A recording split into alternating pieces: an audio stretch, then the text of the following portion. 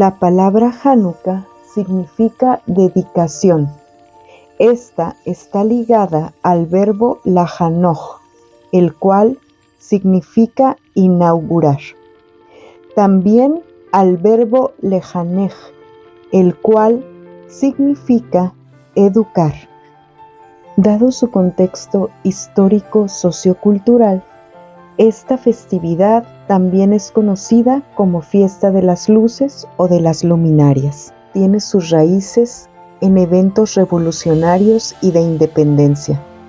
No se halla mencionada de manera explícita en los libros considerados canónicos del Antiguo Testamento. Sin embargo, sí podemos encontrarla en el Nuevo Testamento, así como en libros de historia antigua. Uno de ellos es el escrito por el historiador judío Flavio Josefo, Las Antigüedades Judías, mismo que fue redactado entre los años 93 a 94 después de Cristo. Es hora de pasar a los eventos que hacen de Hanukkah un movimiento donde los judíos antiguos se resisten a asimilarse con las costumbres mundanas, las costumbres helénicas de su época. Al morir Alejandro Magno en el año 323 a.C., su imperio fue dividido y repartido entre sus generales. Es entonces cuando la provincia de Judea se ve disputada por el imperio tolemaico y el imperio seleucida, siendo este último quien se hace del control de la provincia de Judea. Alrededor de 2 siglos más tarde, Antíoco Epífanes IV reina sobre la provincia de Judea, del año 175 al 164 a.C. Durante este periodo, impuso un violento régimen de helenización sobre los judíos, el cual consistía en prohibirles guardar la ley, incluso leer las escrituras, a cambio de que todo judío se inclinara ante las deidades griegas y erigiera monumentos en su honor. Todo aquel judío que se negase a cumplir sus órdenes era pasado por la espada. Además, invadió sus templos en el día de reposo, en el día del Shabbat, sabiendo perfectamente que muchos de los sacerdotes se negarían a defenderse. Por esta razón se puede argumentar que muchos judíos se hallaron en la disyuntiva de salvar sus vidas y abrazar al imperio seleucida, o bien perecer antes que inclinarse a dioses ajenos. Por otro lado, también es verdad que algunos judíos abrazaron gustosos a las deidades y tradiciones helénicas. No obstante, todo llegó a su límite cuando, por órdenes de Antíoco Epífanes, un cerdo es sacrificado en el templo sagrado de Dios, el Dios de Abraham, Isaac y de Jacob. Es entonces que en el año 167 a.C. se da la revuelta de los macabeos. Esta revuelta es liderada por Matatías y su hijo Judá Macabeo. Cada uno a su tiempo reunió hombres que estuvieron dispuestos a mantenerse firmes y a no permitir que ningún imperio les prohibiera guardar los mandamientos ni leer las escrituras. El 25 de Kislev del año 164 a.C. se logra recuperar y rededicar el segundo templo del Dios de Israel.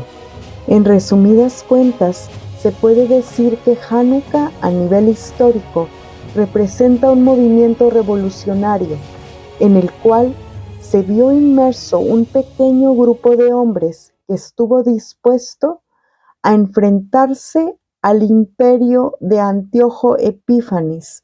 Pero, ¿de dónde proviene el término macabeos? Existen varias teorías. Algunas apuntan a que proviene del arameo antiguo, o del hebreo bíblico Mácaba, haciendo alusión a la fuerza o bien a la profesión a la cual se dedicaban tanto Matatías como sus hijos. La teoría más aceptada es aquella que apunta a que el término Macabeos es un acrónimo. Este acrónimo encuentra sus orígenes en varias partes de la Escritura, como por ejemplo en Éxodo 15:11 a y b, el cual se lee de la siguiente manera: Mijamoja Baelín Adonai mi. Puede traducirse de la siguiente manera: ¿quién como tú, oh Jehová, entre los dioses? ¿Quién? Pero, ¿cómo se relaciona Hanukkah con Yeshua HaMashiach? Veamos. Es importante saber que dentro de un templo judío, la menorá y su luz son elementos esenciales, ya que representan la presencia de Dios. Por ende, si se carece de ellas, es un simbolismo de que el templo se encuentra vacío espiritualmente. Irremediablemente, esto lleva a Génesis y así inicia la creación. Dios verbalizando, Dios convocando a la luz, y a partir de ella, el mundo se ordenó. De ahí que cuando se da la rededicación del templo el 25 de Kislev del año 164, fuera tan importante la presencia de la menorá dentro del templo. Como ya se mencionó antes, Hanukkah aparece explícitamente en el Nuevo Testamento, en el Evangelio de Juan. Es justo en ese Evangelio donde se nos muestra la divinidad de Yeshua HaMashiach, el Verbo encarnado, la luz del mundo. Es en el capítulo 10 de este Evangelio donde Jesús se presenta como el buen pastor. Además, a partir del versículo 22, aparece explícitamente la festividad de Hanukkah. La Escritura narra qué estación del año era y dónde se encontraba Yeshua. Nos dice que él estaba en el templo por el pórtico de Salomón. Este pórtico marcaba la entrada principal del templo de Jerusalén. Muchas veces se pasa por alto la importancia que guarda el que Yeshua se encuentre en ese lugar justo en ese momento. Previo a este evento, podemos ver cómo Jesús se manifiesta como el buen pastor, ese pastor que es una guía, ese pastor que es la lumbrera a nuestro camino, tal y cual nos lo muestra el Salmo 119, 105. Jesús es el buen pastor que da su vida por sus ovejas y al cual sus ovejas oyen y lo siguen. Ahora bien, a partir del versículo 24, podemos ver dos actitudes dentro de la población. Por un lado, algunos de los que estaban en el templo cuestionaron a Yeshua acerca de si él era el Mesías. En español, utilizan la siguiente oración: ¿hasta cuándo nos turbarás el alma? Sin embargo, en griego, esto queda aún más puntualizado, ya que utiliza el verbo airein, que significa alzar, suspender, mantener en suspenso. Por lo tanto, se puede traducir: ¿hasta cuándo nos mantendrás en suspenso? Si eres tú el Mesías, dínoslo. Pero, ¿esto qué relación tiene con Hanukkah? Entre la población judía se había corrido la enseñanza de que el Mesías se les manifestaría justo en Hanukkah, pues Él es la verdadera luz del mundo, la verdadera luz de Dios.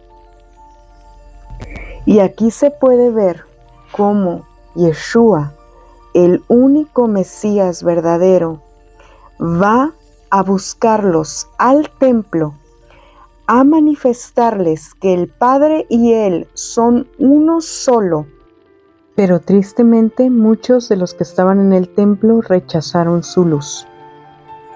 Y la Escritura nos narra más adelante cómo, después de este evento, otros judíos van y lo buscan, pues ahí se cumplieron las palabras de Yeshua: mis ovejas oyen mi voz y me siguen. En el Apocalipsis, cuando Dios da su mensaje a las 7 iglesias, inicia con la iglesia de Éfeso. Menciona el gran celo que esta iglesia tiene y su gran batalla para no unirse al mundo. Sin embargo, tiene una cosa en contra de ella: ha olvidado a su primer amor. Y de no arrepentirse, quitará la menorá de en medio de ella. ¿Esto qué provocará en Éfeso? Se volverá una iglesia inútil. Recordemos una vez más la relación entre el templo y la menorá. Si no existe menorá, la cual simboliza la presencia y la luz de Dios, el templo no está dedicado a Dios. Más adelante, Dios dice algo hermoso al resto de las iglesias: el que tiene oído, oiga lo que el Espíritu dice a las iglesias. Al que venciere le daré de comer del árbol de la vida, el cual está en medio del paraíso de Dios. ¿Por qué? Porque la luz, Yeshua HaMashiach, Jesucristo, es la luz de la vida, y al permanecer en Él, somos útiles para Él, pues tal y como Él nos lo dijo, Él es la vid y nosotros los pámpanos. Separados de Él, nada podemos hacer. Es importante que aclaremos algo: la salvación es una sola vez y para siempre. Sin embargo, cuando nos olvidamos de nuestro primer amor, nos volvemos autómatas religiosos. Los hechos perpetrados por Antíoco Epífanes en el siglo II a.C. sobre la provincia de Judea no son un hecho aislado. La palabra nos advierte que al final de los tiempos surgirá un hombre inicuo como jamás se ha visto sobre la tierra. Dios lo denomina como el antimesías o el anticristo. En griego es conocido también como el anomos, pues es aquel que se opone a la ley de Dios y a todo lo que es objeto de culto. Él, al igual que Antíoco Epífanes, se opondrá a la ley de Dios, prohibirá orar, leer la palabra, y al igual que con Antíoco Epífanes, muchos se someterán a su mandato y voluntariamente se inclinarán ante su imagen. Todo hijo e hija de Dios vive una lucha constante en contra de su antigua naturaleza, una disyuntiva entre asimilarse con el mundo o permanecer firmes en Yeshua HaMashiach, Jesucristo. Antes, como dice la Escritura, éramos tinieblas, pero ahora somos hijos de la luz. Constantemente debemos recordar que Yeshua HaMashiach, Jesucristo, la luz del mundo, venció a las tinieblas desde el principio. Y Él, la luz de la vida, es quien nos habita, es quien nos ha dado su Espíritu Santo, el cual nos ha dedicado a Dios. Por esto Dios nos ha dado una gran comisión: compartir las buenas nuevas a toda persona que aún no haya recibido a Yeshua HaMashiach, a Jesucristo, para que se salve y no perezca en tinieblas. Yeshua HaMashiach, el Señor, es el único camino para llegar a Dios, el único medio de pasar de las tinieblas a la luz, la única manera de ser hechos hijos de la luz, hijos de Dios.